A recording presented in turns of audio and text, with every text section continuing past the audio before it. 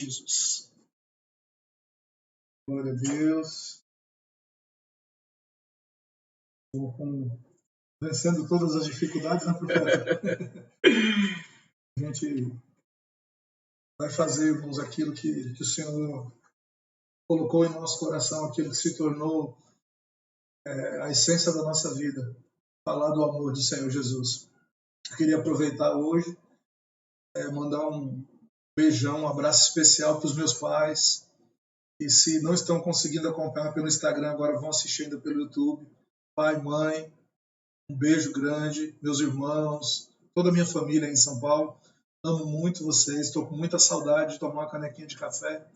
Um beijo grande. Beijo, mãe, beijo, pai. Deus abençoe vocês, viu? Eu queria convidar você, meu querido, para abrir comigo a sua Bíblia no Evangelho de João, capítulo de número 12. A gente vai ler a partir do versículo 37, né? De bola. Os nossos irmãos do presbitério costumam brincar comigo que esse é o segundo texto do pastor Isaías. O primeiro texto é a primeira carta de João, capítulo 3, versículo 16. E o segundo texto de João é João 12, 42. Que é um versículo que vai estar incluído aqui dentro do contexto que a gente vai ler. A gente vai ler do 37 até o 50. E eu espero conseguir transmitir para vocês aquilo que o Senhor colocou no meu coração, tá bom? Está escrito assim: embora tivesse feito tantos sinais na sua presença, não creram nele. Para se cumprir a palavra do profeta Isaías que diz: Senhor, quem creu em nossa pregação? E a quem foi revelado o braço do Senhor? Por isso não podiam crer, porque Isaías disse ainda: cegou-lhes os olhos, endureceu-lhes o coração, para que não vejam com os olhos, nem entendam com o coração, e se convertam e sejam por mim curados. Isso disse Isaías, porque viu a glória dele e falou a seu respeito. Contudo, muito dentre as próprias autoridades creram nele, mas por causa dos fariseus não o confessaram, para não serem expulsos da sinagoga, porque amavam mais a glória dos homens do que a glória de Deus. E Jesus chamou dizendo: quem crê em mim, crê não em mim, mas naquele que me enviou. E quem me vê a mim, vê aquele que me enviou. Eu vim como luz para o mundo, a fim de que todo aquele que crê em mim não permaneça nas trevas. Se alguém ouvir as minhas palavras e não as guardar, eu não julgo, porque eu não vim para julgar o mundo, e sim para salvá-lo. Quem me rejeita e não recebe as minhas palavras, tem quem o julgue. A própria palavra que tenho proferido, esta o julgará no último dia. Porque eu não tenho falado por mim mesmo, mas o Pai que me enviou, esse me tem prescrito o que dizer e o que anunciar. Eu sei que o seu mandamento é a vida eterna. As coisas, pois, que falo, como o Pai me tem dito, assim eu falo. Glória a Deus. Queridos, ao ler esse texto, eu me peguei refletindo a respeito de dois tipos específicos de pessoa. E ao pensar sobre esses dois tipos de pessoa, eu acabei entendendo que nos nossos dias a gente consegue ainda visualizar um terceiro tipo de pessoa. E é exatamente sobre esses três tipos de pessoa que esse texto trouxe ao meu coração que eu quero falar com você. O primeiro tipo de pessoa, ele está no verso de número 39. O verso de número 39 diz que eles não podiam crer. Assim como o profeta Isaías havia profetizado, havia algo que impedia que vissem, que compreendessem, que crescem. Eu não vou entrar aqui nos detalhes da compreensão disso, não é o meu objetivo hoje, mas eu queria que você observasse que, mesmo vendo um número grande de milagres realizados pelo Senhor, mesmo vendo muitas coisas acontecendo, havia um tipo de gente que se recusava, que não podia crer naquilo que estava acontecendo. Se você ler o capítulo 12, desde o começo, você vai ver que há um contexto de Jesus em Betânia, há um contexto de Jesus no convívio com Lázaro, que todos sabiam que Jesus havia ressuscitado dos mortos, Então, haviam sinais suficientes para que qualquer pessoa em sã consciência cresça. Mas havia um grupo de pessoas que se recusava, profeta, que estavam impedidos de crer naquilo que estava acontecendo para o cumprimento da palavra. Haviam pessoas que estavam alheias a tudo aquilo que estava acontecendo. É como se esses fatos não produzissem resultados nenhum na vida cotidiana delas. É engraçado ver essas pessoas passarem alheias por isso. É engraçado ver essas pessoas se colocando como que de fora daquilo que estavam ouvindo e vendo, porque aquilo que estava acontecendo, aquilo reagia com todo um contexto e com todo um, como é que eu vou dizer, com todo o cosmos, né, Rafa? Reagia com um ecossistema que estava em volta daquelas pessoas. Então, era como se eu estivesse, sei lá se eu posso exemplificar assim, dentro de uma panela, e a panela estivesse sendo aquecida, né? E como se a cozinheira pegasse aquela panela pelas alças e sacudisse, e eu mesmo estando ali dentro, eu dizia, não estou sentindo calor, não está acontecendo nada. Né? Eu não sinto o balançar da panela, não tem nada acontecendo comigo. Esse é o primeiro tipo de pessoa.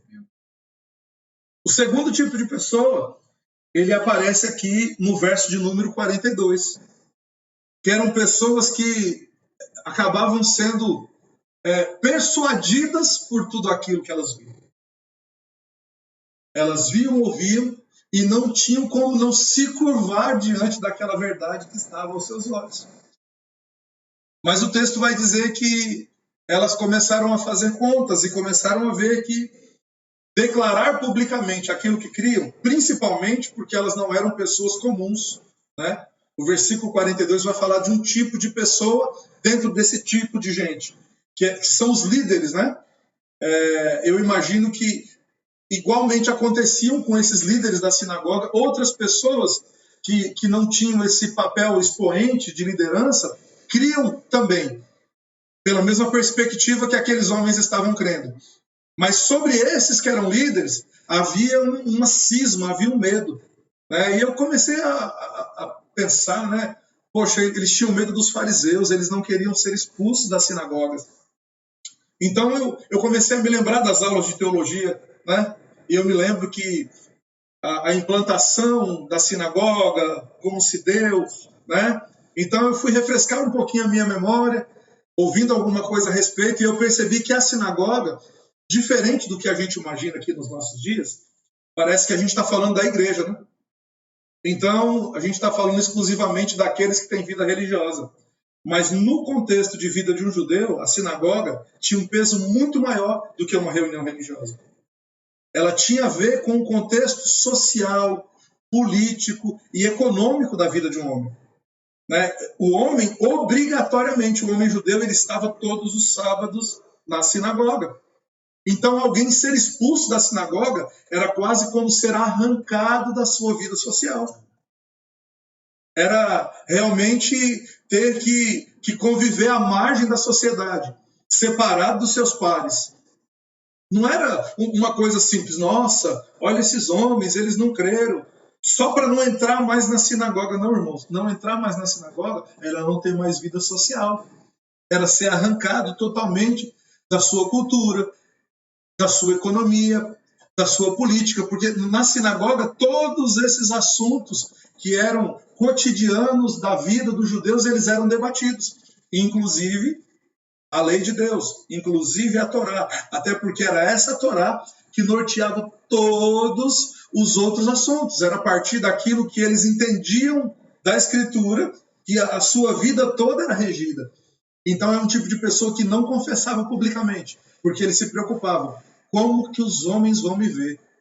Como é que vai ficar essa situação para o meu lado? Enquanto isso, irmãos, a gente vê Jesus e aqueles que andavam com ele, correndo perigo iminente de vida a todos os momentos.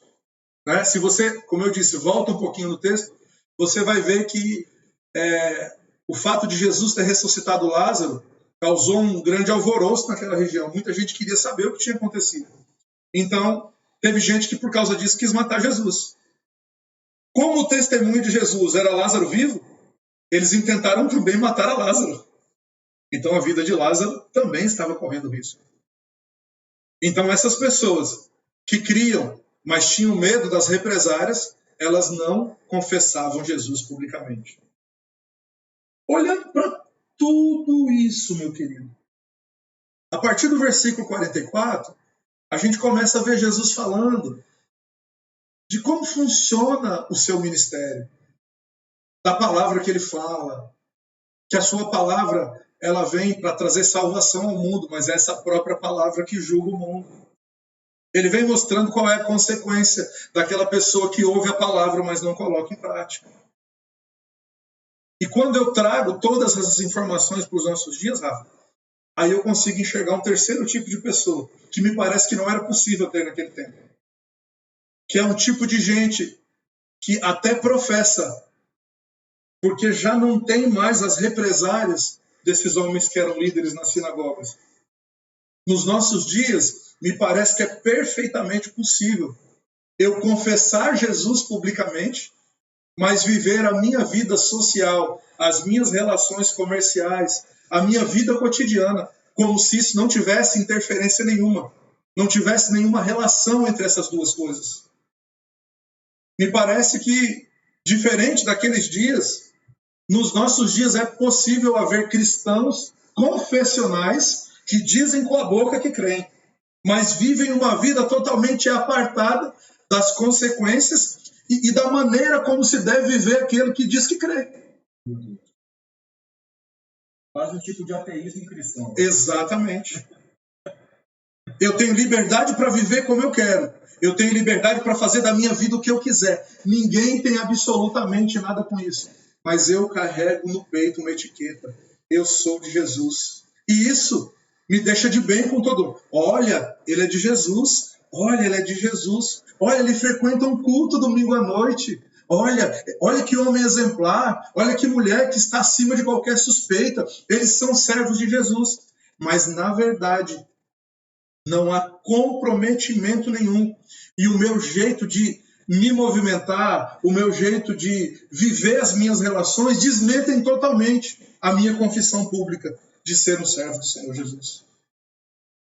Eu comecei a pensar sobre isso e uma das coisas mais interessantes que eu acho que alguém pode compreender é o que significa você ser de Jesus, o que significa você ser nascido de novo. A gente sempre tem ouvido o apóstolo nos explicar sobre isso e parece que às vezes a gente ainda não entendeu que o novo nascimento, ele não me transforma num novo homem, mas ele me transforma numa nova criação.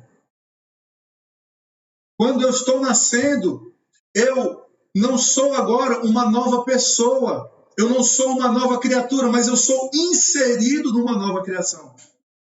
É importante a gente entender a diferença disso, irmãos. Porque quando eu penso que eu nasci de novo, eu penso que eu tenho liberdade e independência para viver a minha vida novamente.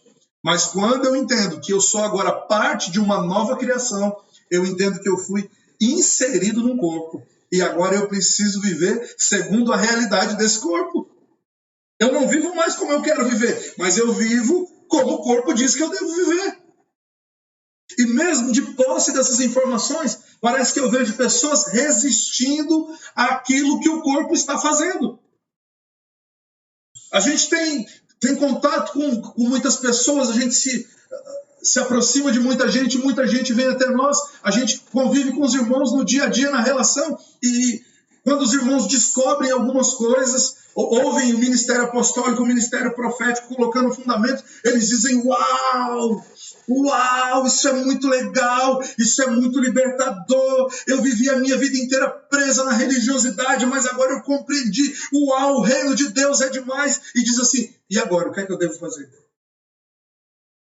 Me diz o que eu devo fazer, porque eu vou fazer. Quando, na verdade, a gente tem entendido e aprendido, irmãos, não é sobre fazer alguma coisa, é sobre se tornar. E nesse momento que eu sou inserido como nova criação no corpo do Cristo, que é a cabeça desse corpo, nesse corpo que é a igreja, o que eu preciso fazer é mais renunciar do que fazer alguma coisa. Eu preciso me deixar conduzir, irmãos.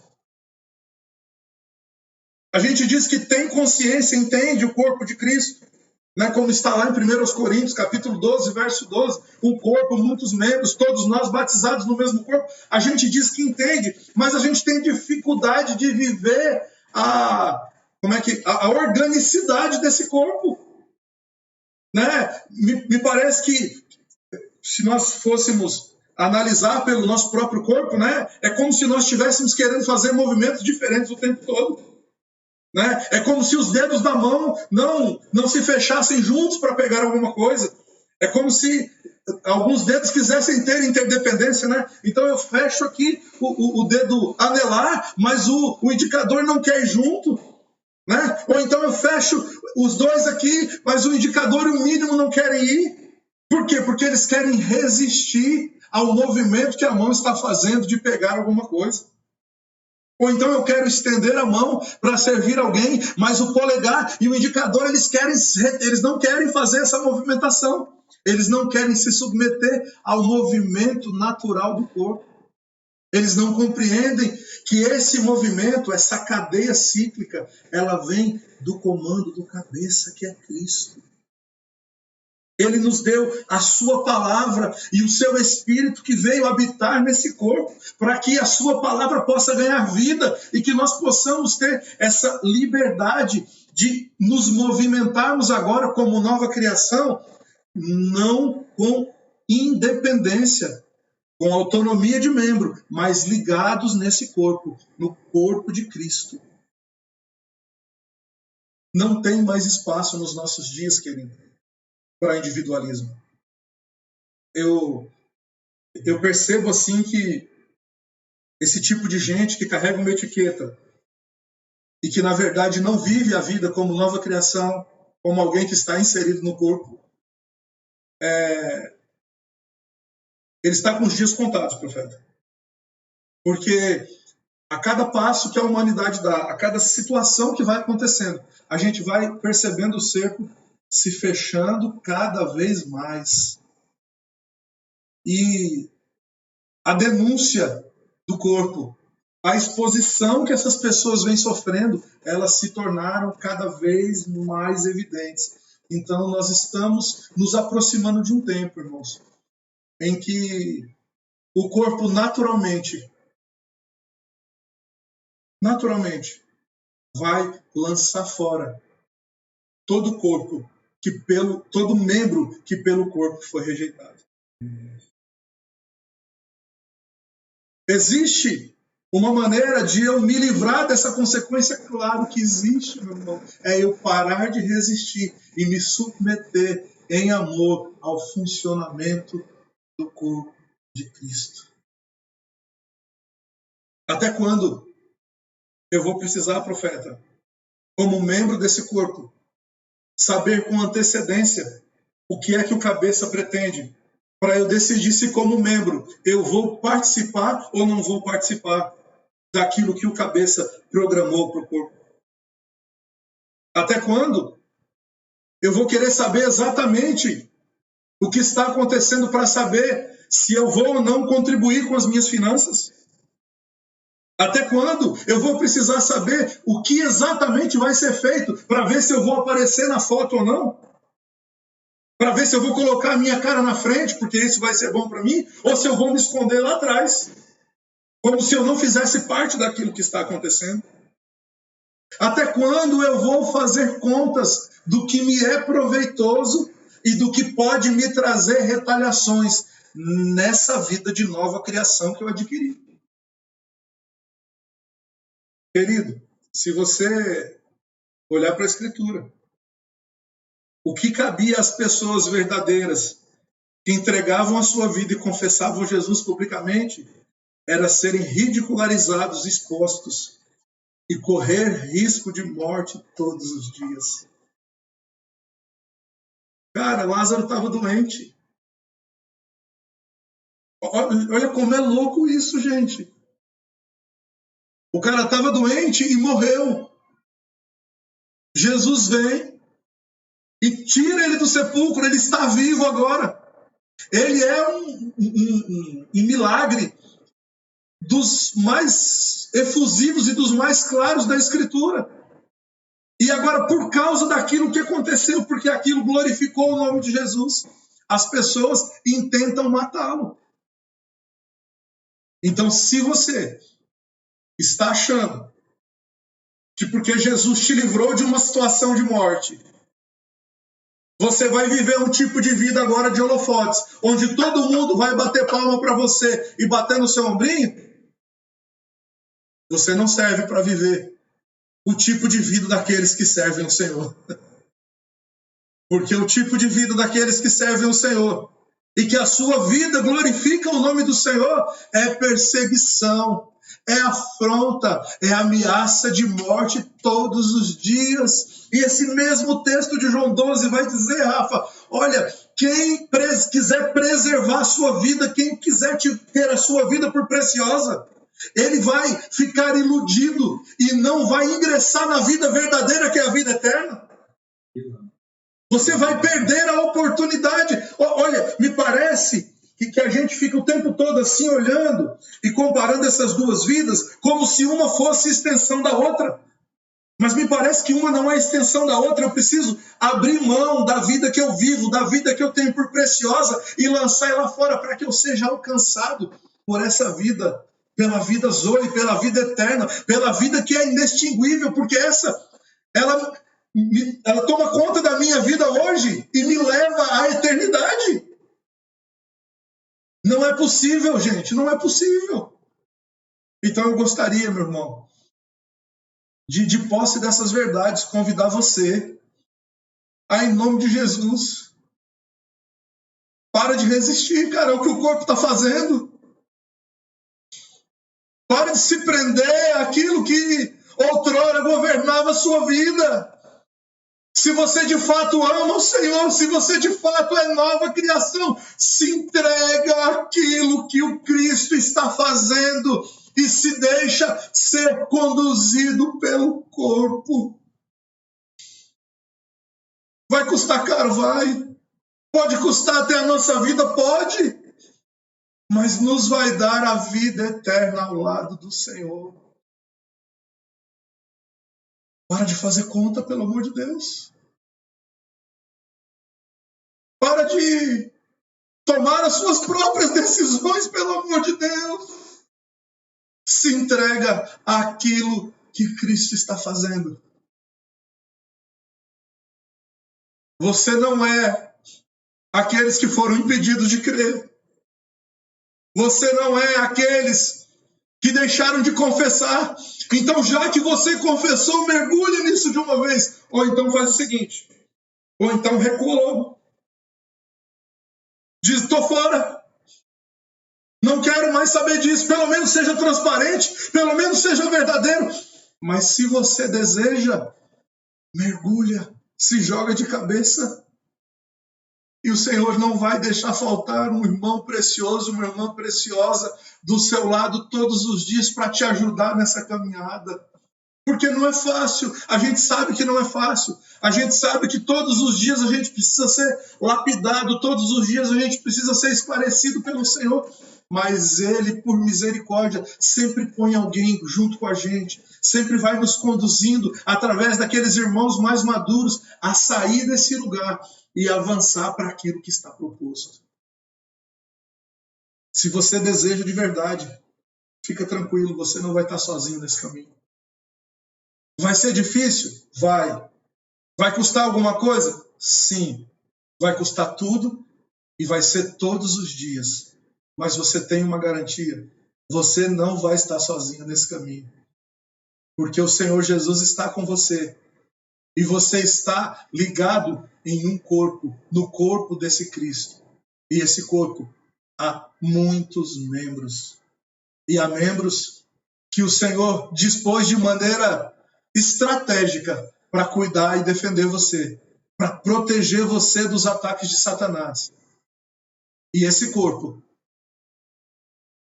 ele vai cuidar do seu bem-estar nos mínimos detalhes. E você só vai sofrer aquilo que o corpo sofrer. Você só vai sentir aquilo que o corpo sentir.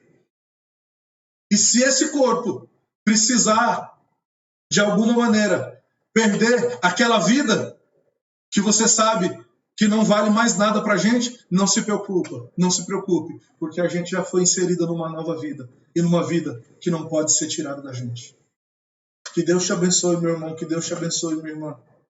E que nós sejamos uma legião de pessoas que abandonaram absolutamente tudo para viver segundo aquilo que nós já confessamos com a nossa boca. Acho que é isso, profeta. Me ajuda aí. Bom, primeiro, avisar o pessoal que chegou um pouco depois, por causa dos problemas lá no Instagram, ou lá no YouTube. E essa mensagem vai estar disponível essa semana na íntegra no nosso canal. Graças a Deus a gente conseguiu gravar ela aqui. Não foi um problema para nós. Vou até pausar essa gravação